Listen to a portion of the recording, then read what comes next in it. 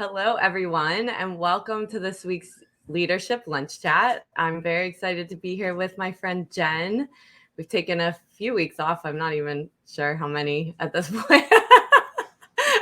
We will get back on schedule, we promise. But we're looking forward to having a conversation going into 4th of July weekend all about independence and what that means in our lives, in our professional lives, personal lives, and how we take independence and merge that into unification as well when we need to. So there's always a place for independence and there's a place for unity and just finding our way in that. So Jen, did you want to begin?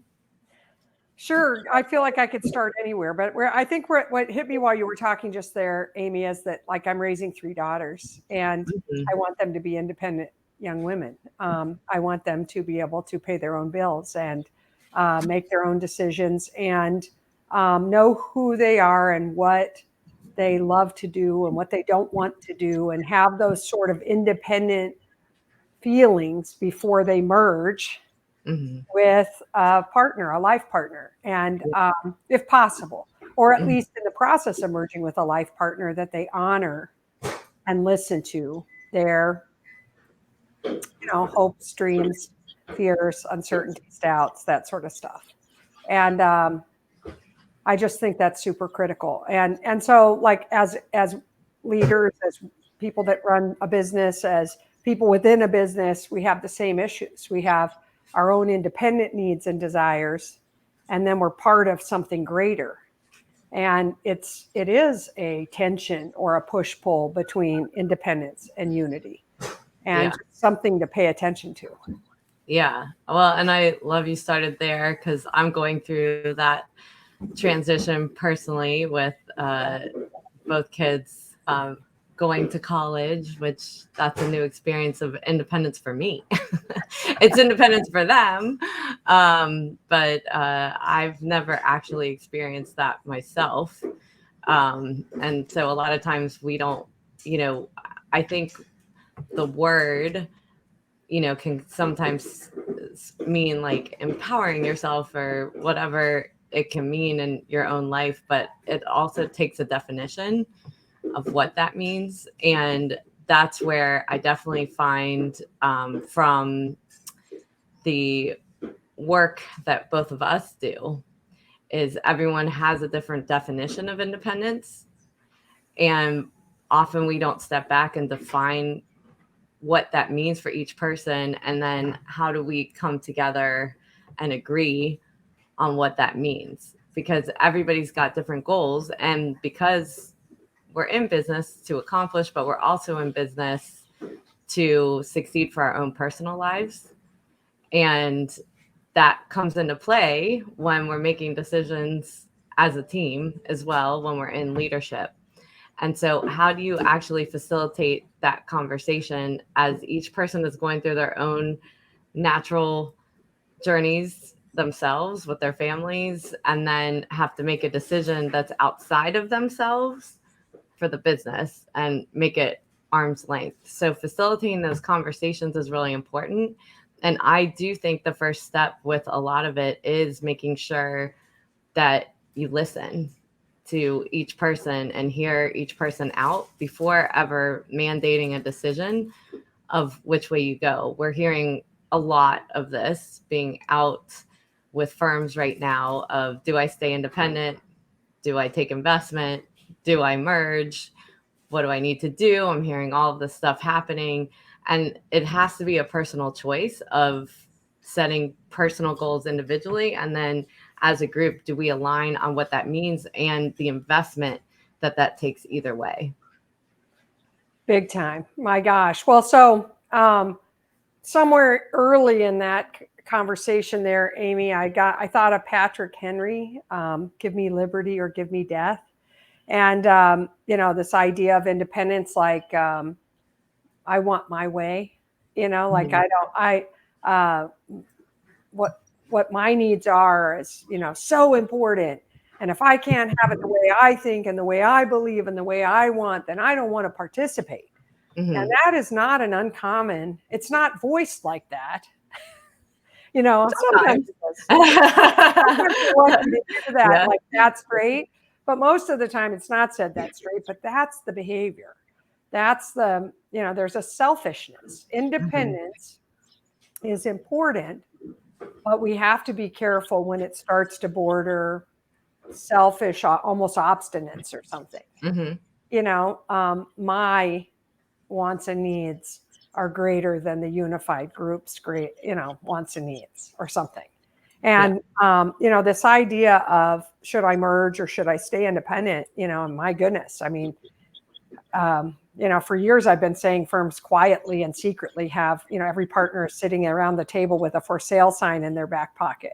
Thinking about selling their own shares and getting out, however that works, deferred comp, whatever, retirement, or come on, guys, let's all put the sign up and get out of this thing. And that is, certainly an option that firms can pursue, but it is so silly to think that by doing that, you're going to be able to have more freedom, unless you plan to do it and leave. In this case, you might get more freedom, but if you have to stay 3 to 5 years, which most of these deals tries to tie you up to, that's a long haul in a new set of circumstances where your wants and needs aren't going to be paramount. The bigger the animal you merge into, the more singular the focus is on the health of the entity and the needs and wants of the entity and not on the individuals. And, so anyway, it's just something to think about, because if independence and liberty are super crucial to you, merging into a big mothership is probably not going to be your happy place. Yeah. And I do think, understanding everybody's goals are important with this, because I think going back to selfish interests, there are people with immediate needs that have said, I've worked really hard to get to this point. I can't retire the way that it's going right now. So I need to make a decision. But it's really important to listen to the people that still have 20 years there, 30 years there, have put in their time, and ask them what kind of investment that they want to make as well. Like, there is a joint decision to make, and everybody's vantage point is very different depending on where they are in that continuum of what that means to them. And so if you don't step back and really truly understand that, because I think, like most people, you're going through your own life and you've got your own set of circumstances, and that's what you're focused on. You actually don't think a lot about what's happening in somebody else's life, what their set of circumstances are, and so forth, of what's driving their decisions. And so when we have to make these decisions, being vulnerable and very transparent about what your goals are, not holding back, because the thing is, once the decision's made, the decision's made. So if we hold back our feelings on independence for ourselves, for the business, whatever it is, then it's too late once the decision's been made, and you can't be upset later. Yeah. So Sam Allred was the first person I heard say this. It may be somebody else's quote, but he would always say, when you become a leader in a firm, you give up the right to remain silent. And there's this whole idea of, not young people deferring. It's not my place. I'm new to the partner group. I don't have that much experience. They might not like what I have to say. There's all these things that they say to themselves that have them sit quiet and not express their needs, wants, their feelings, their concerns, what they're picturing for themselves, what they're afraid of in that 10-year horizon, that they're going to be here and you're not. So, we have to empower our next generation leaders, and not just partners, staff, to say their truth. And, I always say to people, let's do business in the market we have, not the one we wish we have. And let's do business in the firm we have, not the one we're pretending we have. Let's find out, you know what I mean? Let's find out. Yeah. Let's really let people say what their truth is and how they're feeling, so we could figure out the health of the business and what we could do to make it better in any circumstance. And to do that, people have to independently express themselves, not sort of quietly write along, like you said, because if I quietly write along, but I'm frustrated and concerned, later we end up in some destination that is not what I wanted. And I really don't have anybody to blame but myself because I didn't speak up. Yeah. And I would also say this goes along, like I've had some conversations over the last month about, if you're taking private equity or going to work with other firms, but a lot of times, like in the private equity space, I don't necessarily know if all of those firms that they're planning to acquire beyond me have the same goals as well.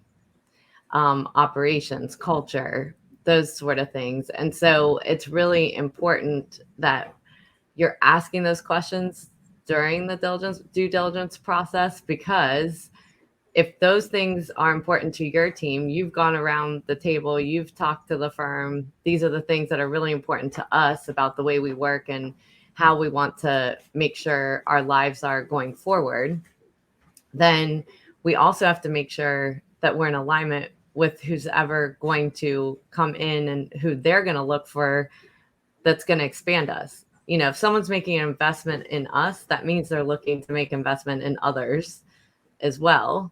And those people will be a reflection on you too.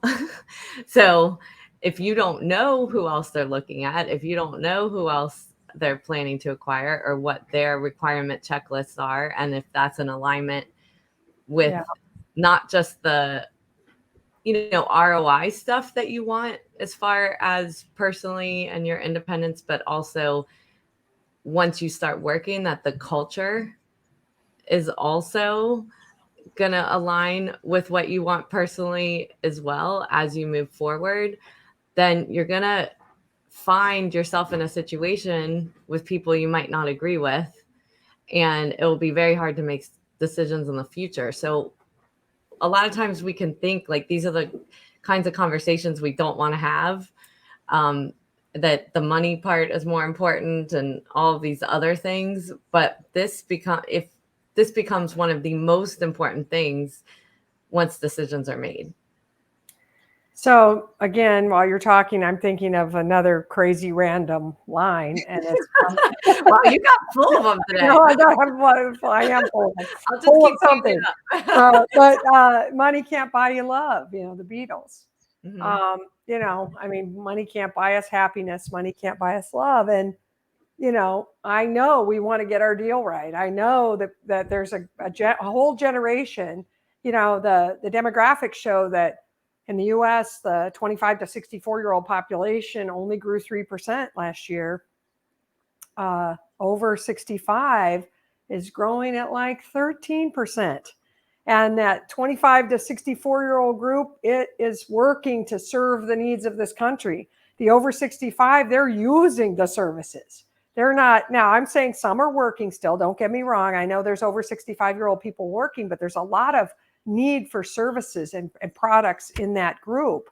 And they're not necessarily going to be contributing that much. And so I get that as people are thinking about leaving the workforce, they're thinking, man, I got to pad my nest. I got to get my money. And being straight about that is important. But, you've got to really realize that the young people you're trying to entice to do this transaction with you or do this thing, they might get some money out of it. But if they've got to strap their cart to this new horse and it's not really a fit for them, or it isn't what they hoped and dreamed, or they've been picturing all this time they would run this entity that you were building together, you just have to really look at the morals or the ethics or the something in that process and say, could I find a way to get the economic, enough economic value from this thing and let this thing be independent if that's what your team wants, and not like force the transaction. And I love what you said. It's kind of like I agree to move in with one roommate and find out that they've invited 5 others. You know what I mean? It's like, wait a minute. That's happening, right? And 100%. aren't aware of it going in, and not asking those questions because they didn't even think about it. They didn't think about that piece of it, right? Yeah. And they can't even be aware of it because if it's an acquisitory firm, the firm doesn't know who's next either. You know what I mean? So it's they might have some transactions in play, but they also have all this universe of possibility of all these other random roommates that they're going to bring in. And I've heard stories where like venture capital firms are saying, we're gonna invest in your firm first, and you'll be the management team that runs the mega firm we're going to build. But then later they acquire someone else and tell them that, and Right. and promise is broken, or whatever you want to call that. We just have to really watch. Like, again, it always comes back to like, what do I have to get out of this, and how much of this is selfish, and how much is enough. Right. How And much is enough is a good question. Yeah. well, Yeah. I think it's a great question, not just related to Yeah. this buyout piece, Personally. Yeah. in comp. Yeah. There's a whole conversation, and I'm a believer that we aren't paying entry-level salaries enough. We're not paying young people enough. Right. Their trajectory of earnings is not fast enough compared to competing industries. Right. But there's a school of thought out there that's like fighting that tooth and nail. Like, no way, we're not going to raise this up. And I get that too. I get the economic impact.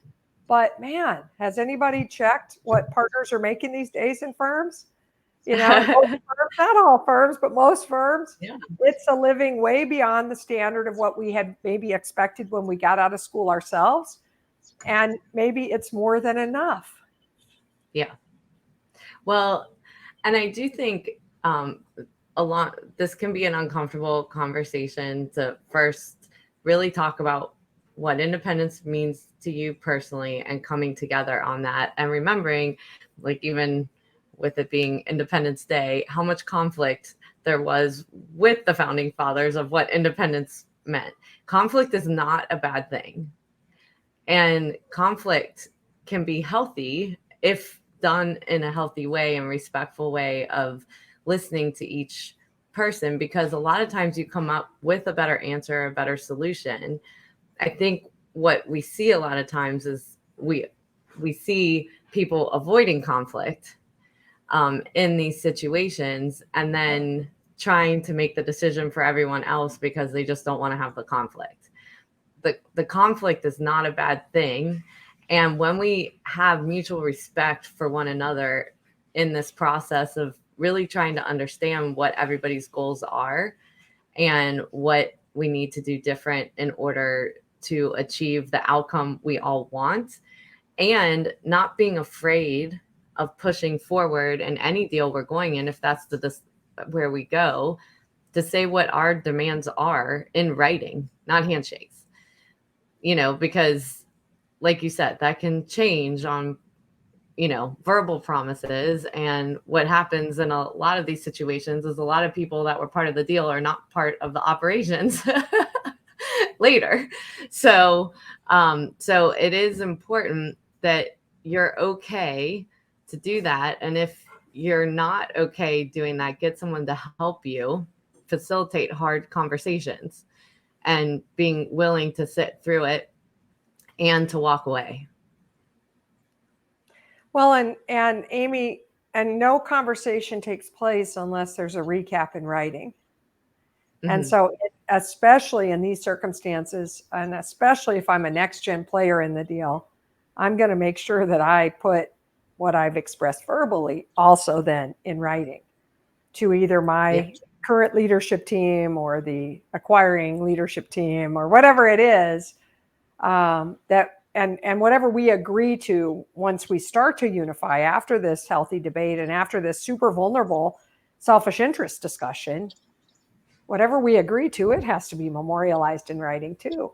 Yes. Otherwise, we'll play a game later called Well, that's not what you said. I don't remember that. I don't think I agreed to that. I can't really. We've heard it all, man, in facilitation. And so, and we write recaps as facilitators for a reason. And it's Yeah. to, not everybody hears with their ears, and sometimes they have to read it to really get it. And certainly it becomes the historical record. The writing is the truth. Mhm. And everything else is like memory and conjecture and foggy and recast later. So Yeah. anyway, Yeah. just a thought there. Yeah. Yeah. So as we move into this weekend, first off, hopefully everyone's taking some time off and slowing down. I know both of us are with our companies, and making sure people can reset, going back into another busy season soon. So we are here to just make sure you have a great weekend, enjoy your time off, and thank you for tuning in to our discussions. And if you have future comments, questions, anything you wanted us to talk about, to make sure to let us know. Thanks, Well, have everybody. a great 4th of July.